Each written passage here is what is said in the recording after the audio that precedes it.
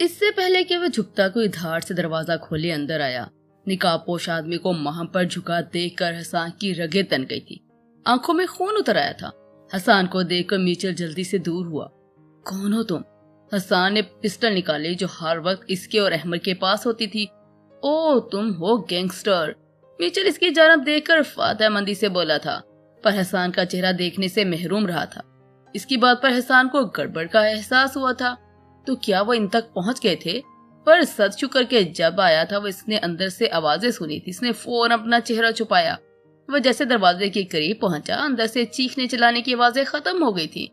इसने इस्तज़ाइया मुस्कुराते हुए पीछे की जानब कदम उठाए थे।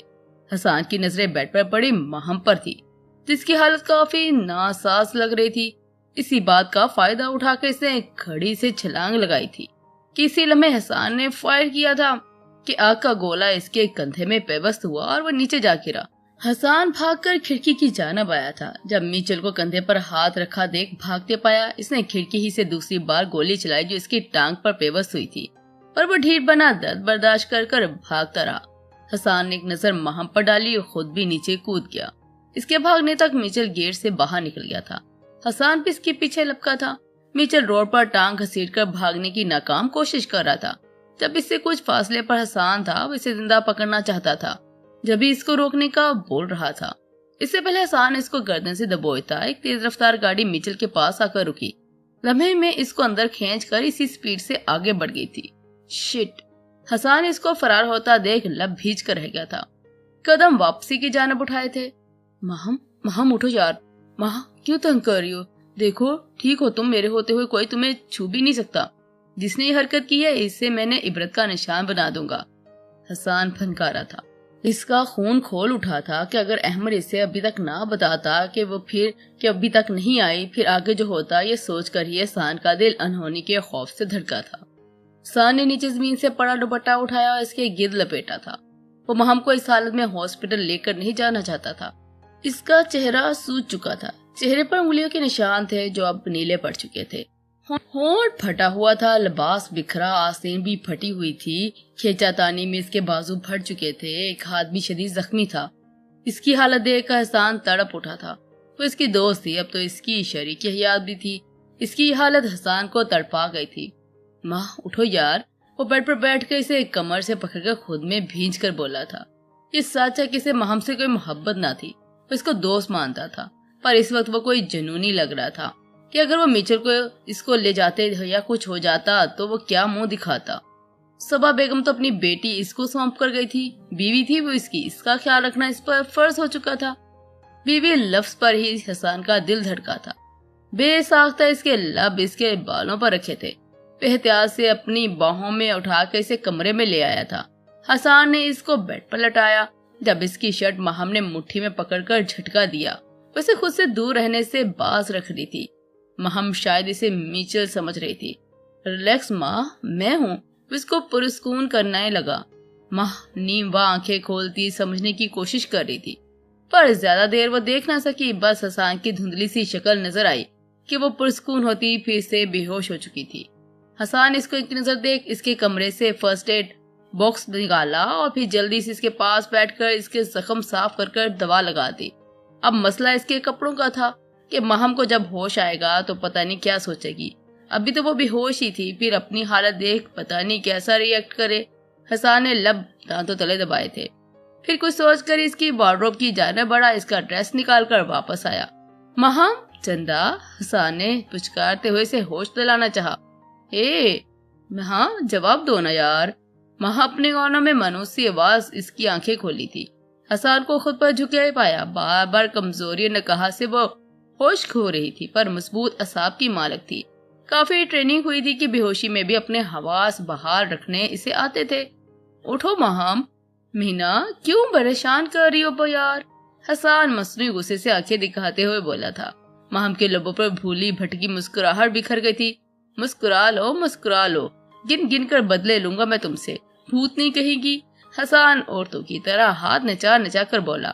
महम ने नाक चढ़ाई। उठो। महम ने देखा हसन को अपने पास देखकर कुछ इसे ढार्स मिली थी कि वो खुद को हल्का फुल्का महसूस कर रही थी। ये लो चेंज करो। महम ने उठने की कोशिश की पर बेकार। नाचार हसान ने इसे गोद में उठाया। महम सटपटाई, उतरने की कोशिश में हाथ पांव चलाने लगी। क्या कर रही हो? अगर अब हाथ पांव चलाए ना तो इधर ही फेंक दूंगा। महम सूखे होंठों पर जुबान फेर कर इसे घूरती रह गई। हसान ने इसे ड्रेसिंग के सामने उतारा और ड्रेस देकर चेंज करने को कहा। वो चेंज कर आई और वैसे ही गोद में उठाकर बेड पर लाया। इसे लिटाकर किचन में गया। वहाँ खाने का कुछ ऐसा नहीं था कि महम को दे सके। 4 दिनों से घर बंद पड़ा हुआ था। प्लाज्मा को छुट्टी दे दी थी, इसलिए हसान ने कॉल कर कुछ ऑर्डर किया। वापस इसके पास आया जो आंखें मुद्दे लेटी हुई थी। हसान बेड पर कुछ फासले पर बैठ गया था। इसकी हालत देखकर एक फैसला किया था जिससे अब अहमद को आगाह करना था।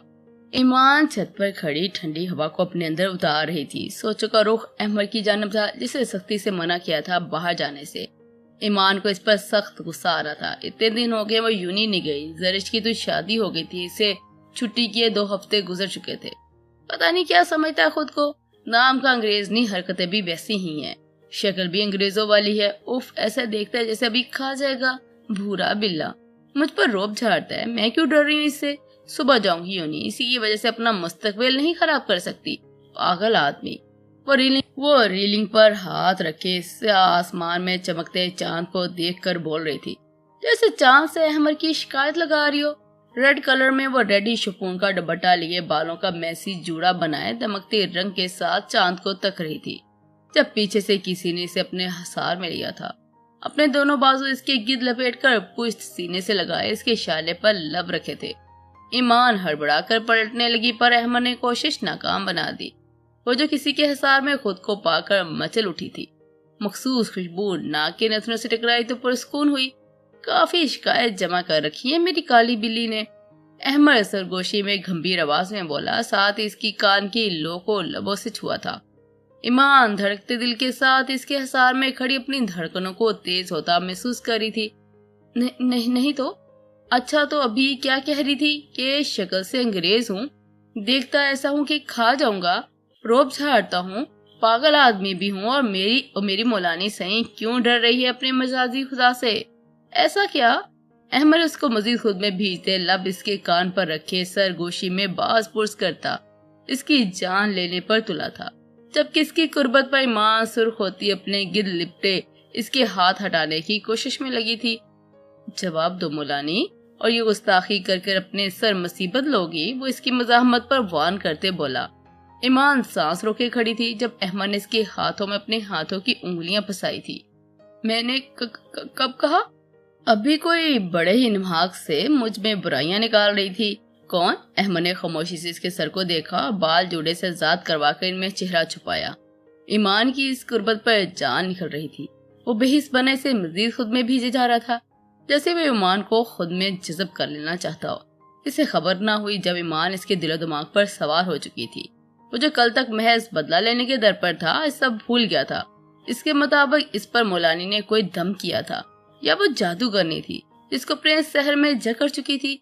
अगर वो इसके शहर में जकड़ गया था तो इसको खुद में जकड़ लेना चाहता था।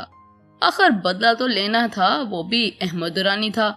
अगर इसकी मौलानी जादू करेगी तो वो इसको भी इसी जादू में डाल देगा कि इसके बिना सांस लेना भी तसव्वुर नहीं करेगी, जैसे वो नहीं कर पा रहा था।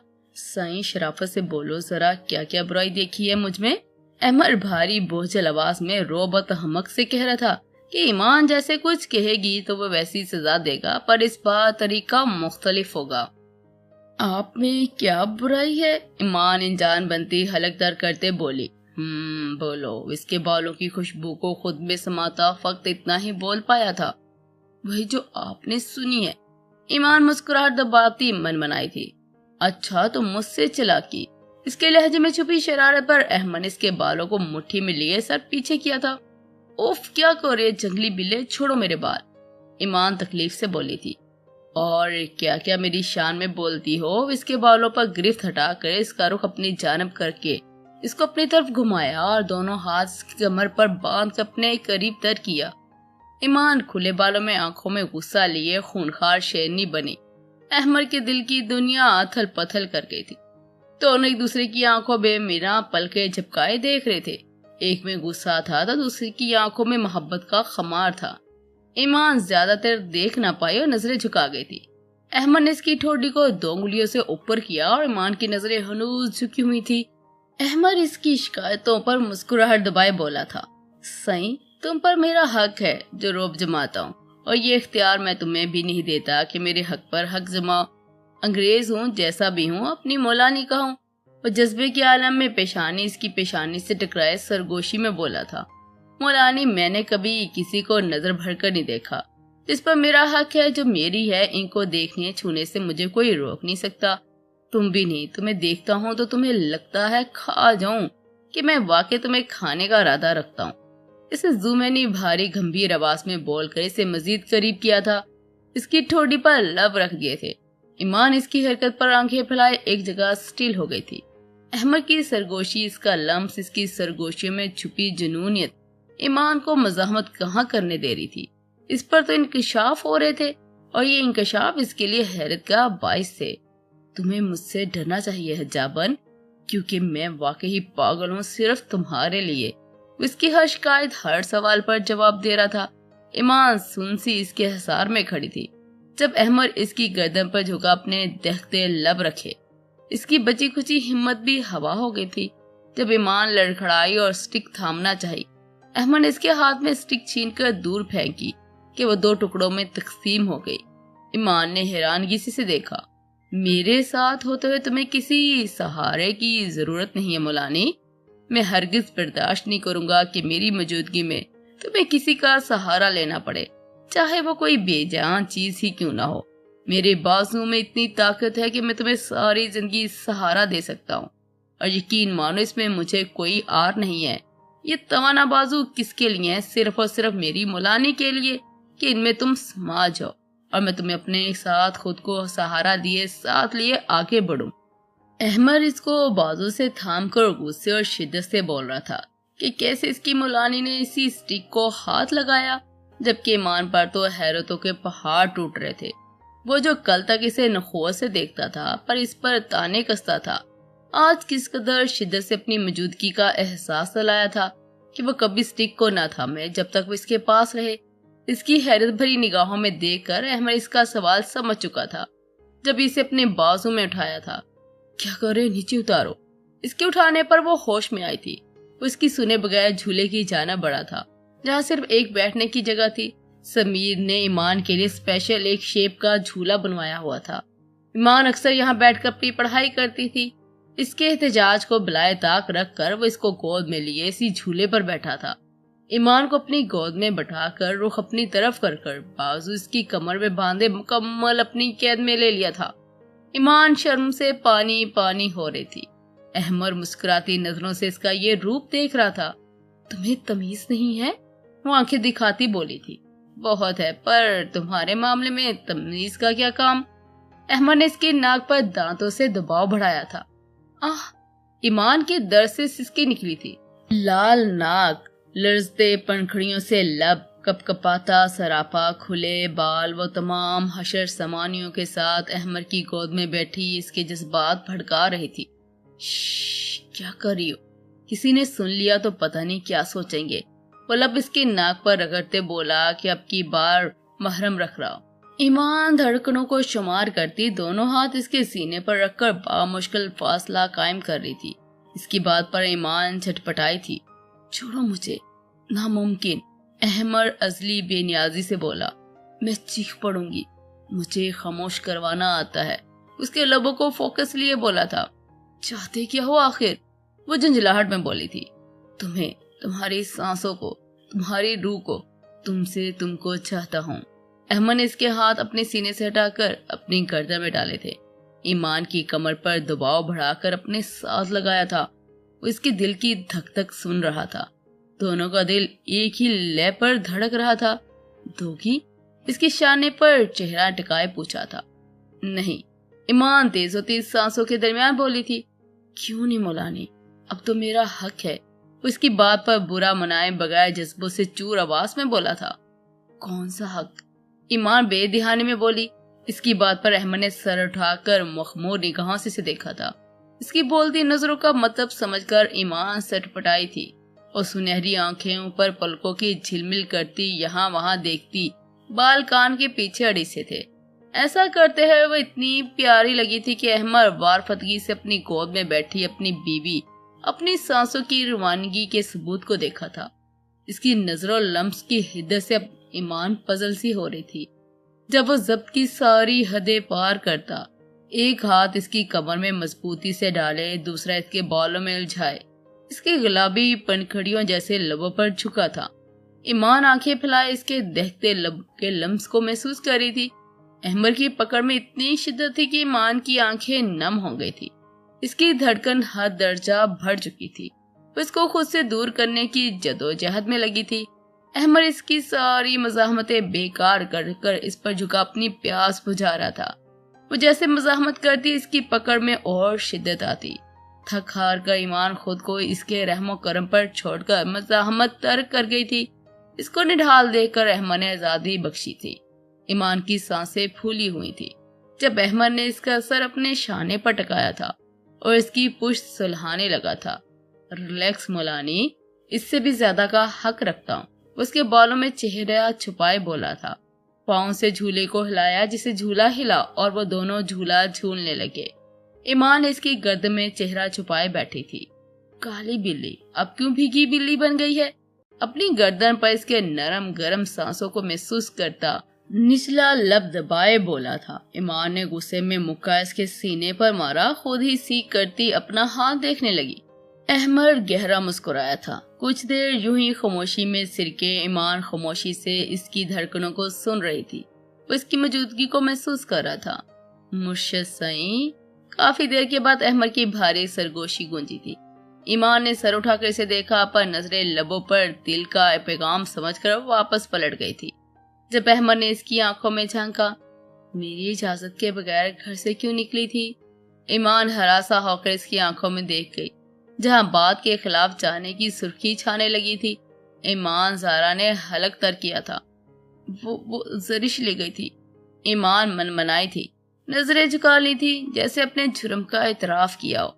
جو میں نے کہا تھا کہ کہیں نہیں جانا، وہ بات تم بھول گئی؟ اب کی بار کمر پر انگلیوں کی گرفت اتنی سخت کہ ایمان کرا اٹھی تھی۔